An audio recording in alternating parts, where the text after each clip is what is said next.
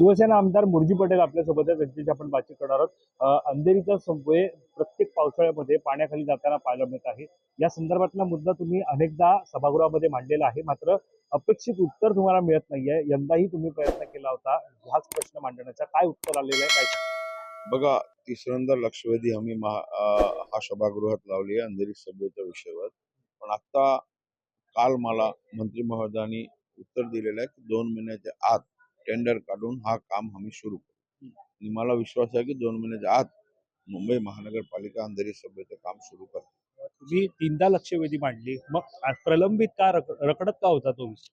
हे बघा, मुंबई महानगरपालिकेमध्ये हा जबाबदार मुंबई महानगरपालिका आहे आणि आता कुठेतरी आमची सत्ता आली आहे, म्हणून मला विश्वास आहे की हा वेळी तर पावसाच्या आधी काम सुरू होईल. 2 महिन्याच्या आत टेंडर काढून ते सभेचे काम सुरू करणार असं लेखी आश्वासन काल सभागृहात मला दिलेलं आहे. पर्याय काय असू शकतो? जो भूमिगत रस्ता आहे त्याला पर्याय काय असतो? पर्याय 2-3 पर्याय आहेत.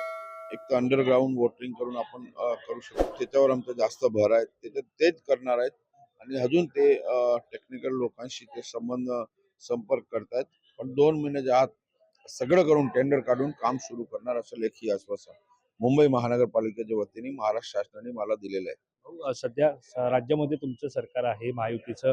महापालिकेमध्ये सुद्धा महायुतीचं सरकार आहे. त्यामुळे जे रखडलेले प्रश्न आहेत, मुंबई एकीकडे आंतरराष्ट्रीय दर्जाचं शहर बनवण्याचा प्रयत्न आहे, मात्र अनेक ठिकाणी अशा प्रकारे पाणी साचतं. मग मिलन सबवे असेल, अंधेरी सबवे असेल, तुम्ही जो मुद्दा काढला, ज्या ज्या ठिकाणी असं पाणी साचतं, ज्या ज्या ठिकाणी असे सखोल भाग आहे, त्या ठिकाणी सर्वत्र आता सरकार आणि महापालिका एकत्र मिळून काय काम करतात?